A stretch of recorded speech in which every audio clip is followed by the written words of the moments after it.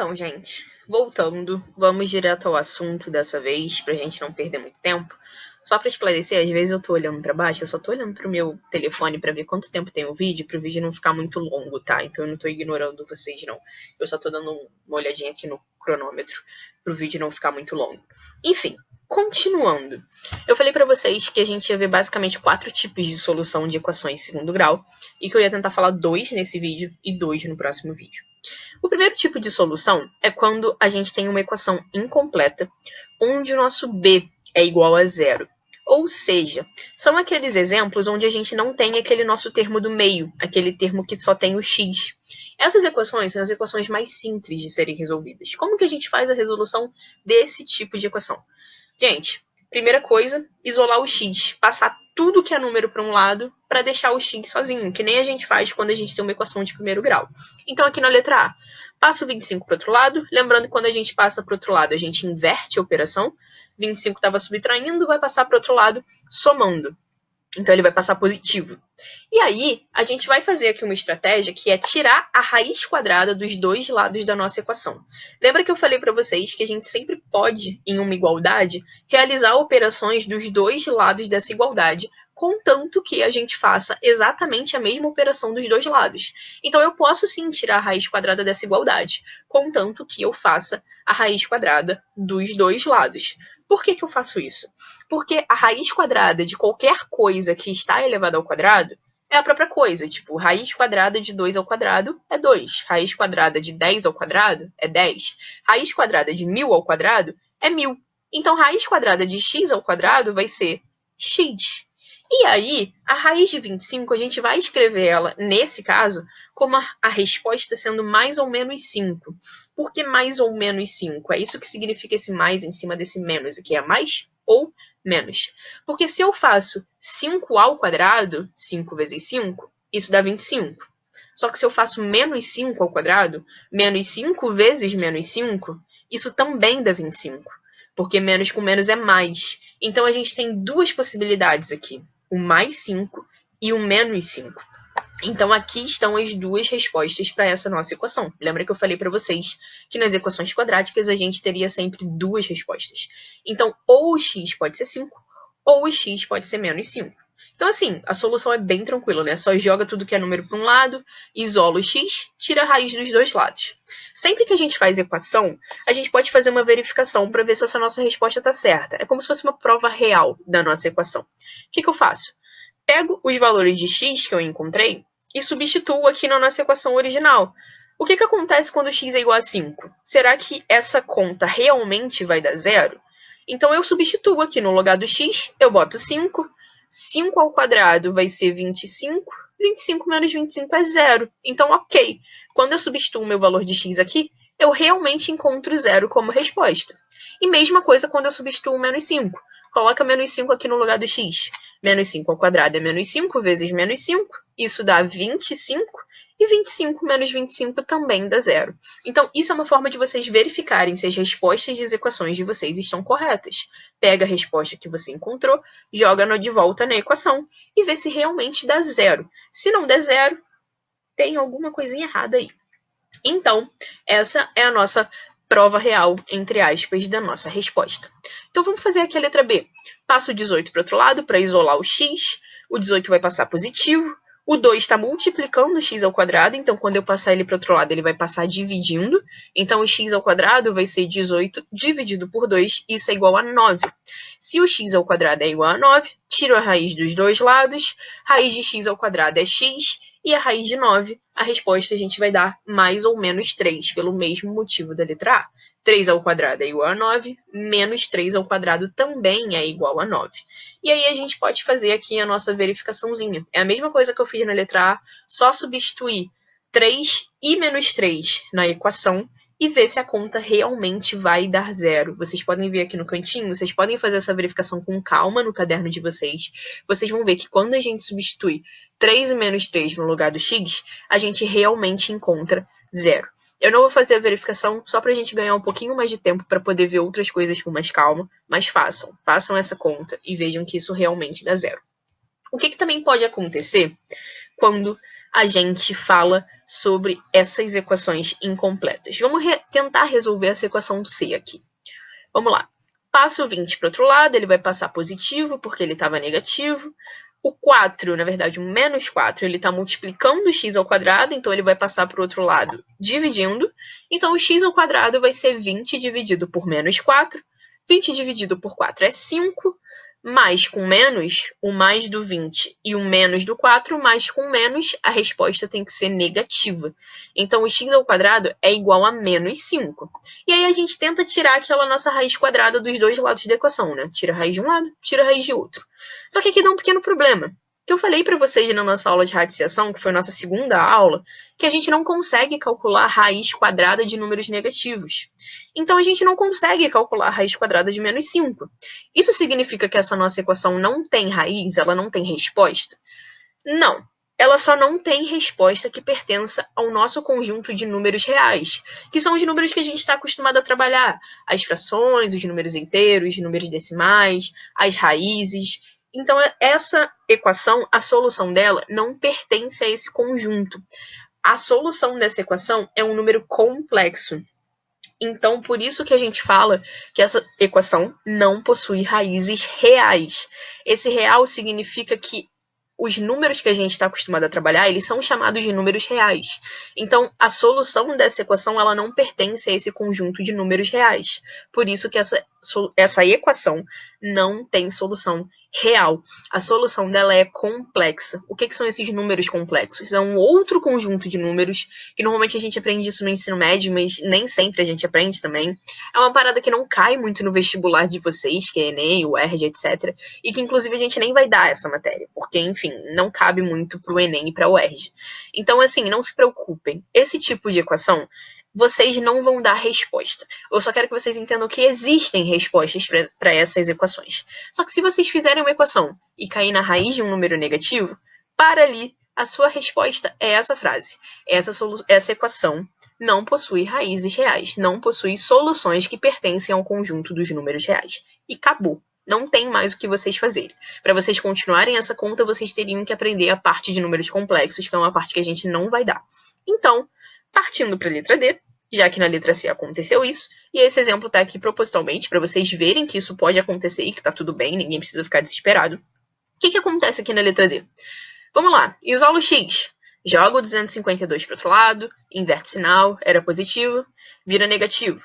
O menos 3 está multiplicando o x ao quadrado, ele vai passar para o outro lado dividindo. 252 dividindo por 3 dá 84.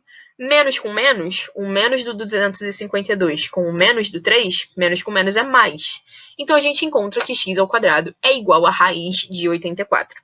E aí, a gente tira aquela nossa raiz quadrada dos dois lados e a gente vai descobrir que o x vai ser igual à raiz de 84. Só que tem um problema, porque 84 não tem raiz exata. A raiz de 81 é igual a 9, só que se a gente tenta fazer a raiz de 84 na calculadora, vocês vão ver que não vai dar um número inteiro bonitinho, vai dar um número decimal, vai dar um número quebrado. E aí, eu não sei se vocês lembram que eu ensinei para vocês na aula de radiciação a fazer uma simplificação de raiz. Não sei se vocês lembram, se vocês não lembram, a gente vai ver aqui de novo. Como que eu faço essa simplificação? Eu faço a fatoração em números primos. Então, vai fazendo. 84 dividido por 2 dá 42. Dividido por 2 dá 21. Dividido por 3 dá 7. Dividido por 7 dá 1. E aí, eu faço essa simplificação aqui. Como que a gente fazia essa simplificação? Como eu estou na raiz quadrada, o índice da minha raiz é 2, eu vou tentar separar esses fatores primos aqui em duplas, em pares. Pares de números iguais. Essa parte é importante. Então, assim, o único número que a gente consegue separar em um par de números iguais é o 2. Ele é um único número que se repete, né? Então, o 2 aqui eu faço um par de números iguais. O 3 e o 7 eu não consigo formar par. Então, o 3 e o 7, que são os números que estão sobrando, que a gente não consegue fechar um par com esses números, eles vêm aqui para dentro da raiz se multiplicando. O par de 2, tudo que a gente agrupa em duplas, a gente bota aqui na frente, fora da raiz. Só que a gente só coloca um número por par. Então, eu tenho 2 e 2, tenho o meu par aqui, só vai um número para fora da raiz. Então, só vem 1, 2 aqui para frente. E aí, a gente faz o produto aqui dentro. 3 vezes 7, 21. Então, o nosso x vai ser mais ou menos 2 raiz de 21. A gente mantém aquele mais ou menos que a gente estava usando antes. Juliana, tá errado deixar a resposta só mais ou menos raiz de 84? Não, não tá errado. Essa é uma resposta certa. Só que como vocês vão fazer Enem e vocês vão fazer muita prova múltipla escolha, às vezes nas opções não vai ter o raiz de 84, vai ter só o 2 raiz de 21, vai ter só a forma simplificada. Por isso que não tem como fugir, vocês precisam aprender a fazer essa simplificação. Tudo bem? Então tá certo, raiz de 84, mas aprendam a fazer a simplificação porque ela é super importante, porque nas opções provavelmente não vai estar escrito raiz de 84. Então, essas são as possibilidades de coisas que podem acontecer durante essa solução das equações incompletas quando o b é igual a zero.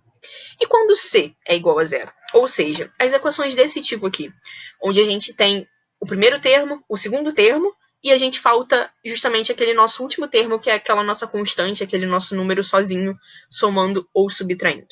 Para resolver esse tipo de equação, a gente vai ter que relembrar um pouquinho a nossa aula de fatoração, que a gente viu lá no nivelamento, quando a gente ainda estava juntos e se abraçando, e presencialmente lá no prédio de letras. Parece que é outra vida, né? Mas tudo bem. A gente precisa relembrar um pouquinho a nossa aula de fatoração, porque a gente vai precisar fatorar essas duas equações. Como? Vamos lá. Vamos relembrar. Eu posso quebrar essas minhas multiplicações, o x ao quadrado, como x vezes x, e menos 10x é 10 vezes x mesmo, não tem muito o que fazer. Mas o x ao quadrado a gente quebra em x vezes x. Por que esse xzinho aqui e esse xzinho aqui estão marcados em amarelo? Porque são os fatores que se repetem, tanto aqui no primeiro termo, quanto aqui no segundo termo. Eu tenho x e eu tenho x. Então eu marquei esse xzinho que aparece nos dois fatores da nossa equação. Então, lembrando, o que eu faço com esse número, com esse valor que se repete, que aparece em todos os termos da minha equação? Eu jogo ele para frente. Então, esse nosso xzinho amarelo aqui veio para frente. E dentro do parênteses eu coloco tudo que sobrou. Tudo que sobra quando eu tiro esse x e esse x. Então, quando eu tiro esse x amarelo aqui do primeiro termo, sobra esse nosso x branco aqui. Quando eu tiro esse x amarelo aqui do segundo termo, sobra menos 10. Então, eu boto dentro do parênteses tudo que sobrou. Lembrando que quando a gente faz a distributiva aqui nessa fatoração, eu tenho que voltar para a minha equação original. Então, dá para sempre testar se a nossa fatoração está certa.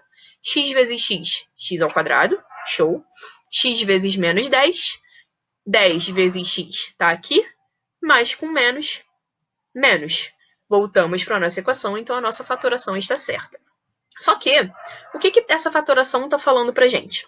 A gente tem um produto de dois termos, x e x menos 10. E esse produto, essa multiplicação, precisa ser igual a zero. Então, aqui eu fiz um quadrinho de exemplos de multiplicações que dão zero. 4 vezes 0 é igual a zero. 0 vezes 5 também é zero. 0 vezes 1000 também é zero. Menos 2000 vezes 0 também é zero. O que todas essas multiplicações têm em comum? Primeiro, a resposta de todas elas é zero. Só que o que acontece nessas multiplicações para a gente encontrar essa resposta zero? Um dos dois números que a gente está multiplicando também vale zero. Então, para a gente fazer um produto que dê zero, necessariamente um dos dois números que a gente está multiplicando também tem que ser zero. Se tem zero na resposta, tem que ter zero aqui nessa nossa multiplicação. Vocês nunca vão conseguir multiplicar dois números diferentes de zero e encontrar a resposta zero. Então, o que isso significa? Se esse nosso produto dá resposta zero, então um desses dois números, um desses dois termos, necessariamente tem que ser igual a zero. Então, a gente gera aqui duas opções de resposta. Ou o x já é igual a zero, e 0 vezes x menos 10 vai ser zero, porque 0 vezes qualquer coisa é zero. Ou o nosso x menos 10 vale zero. E aí x vezes 0 também vai ser zero. Então, ou o x aqui é zero, ou o nosso x menos 10 é igual a zero. A primeira resposta já apareceu aqui direto, x igual a zero.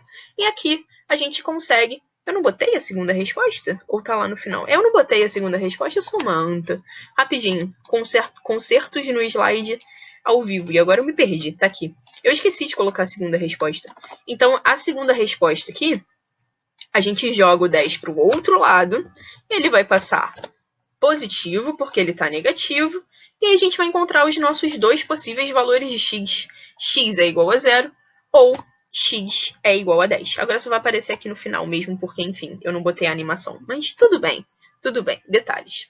Então, vamos ver aqui essa nossa letra B, que é um pouquinho mais complicada. Equação de segundo grau, o C é igual a zero, porque está faltando aquele nosso último termo. Eu tenho que fatorar. Então, fazemos nossa fatoração. Vou quebrar esses números aqui em multiplicações de números menores.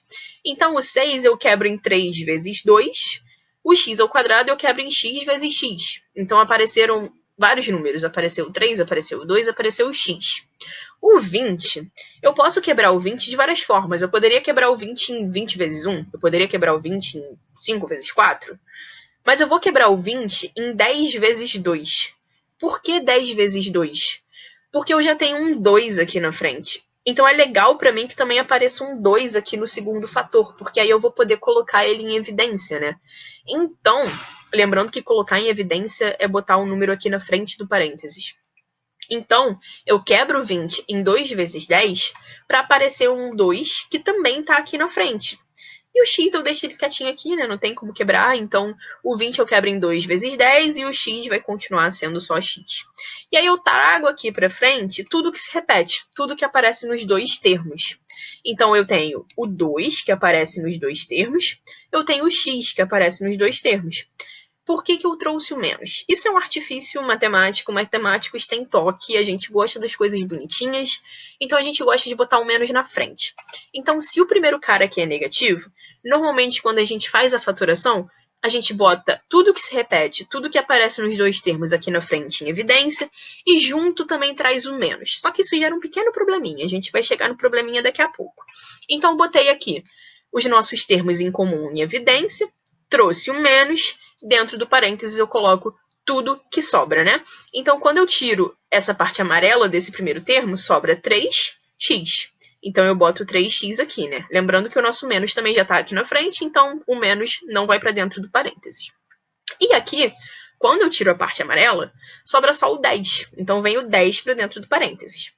Por que o meu sinal positivo virou negativo?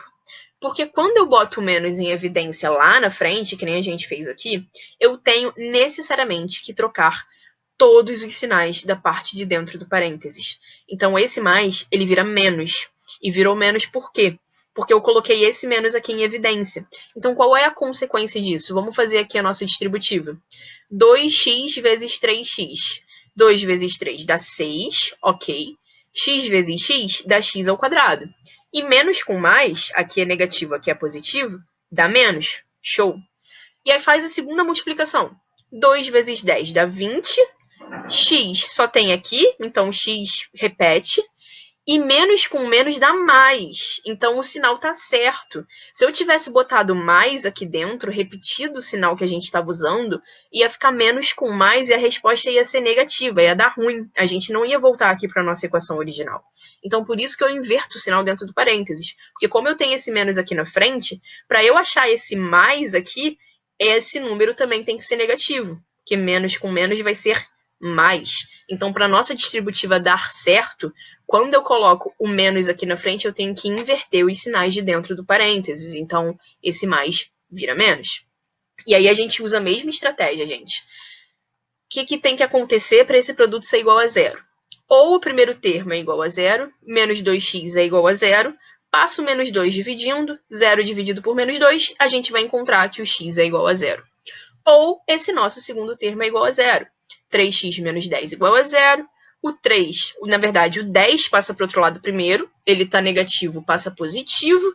O 3 está multiplicando, ele vai passar dividindo. Então, o x é igual a 10 sobre 3, uma fração. Então, aqui, ou o x é zero, ou o x é 10 sobre 3. Uma parada curiosa sobre esse tipo de equação, vocês podem reparar aqui, essas equações incompletas onde o c é igual a zero, o x igual a zero sempre vai ser uma solução. Tem x igual a zero aqui, tem x igual a zero aqui. Então, nesse tipo de equação, uma das duas respostas sempre vai ser x igual a zero. A outra resposta para a gente encontrar é só igualar esse termo aqui entre parênteses a zero e resolver essa equaçãozinha de primeiro grau que aparece. Tudo bem?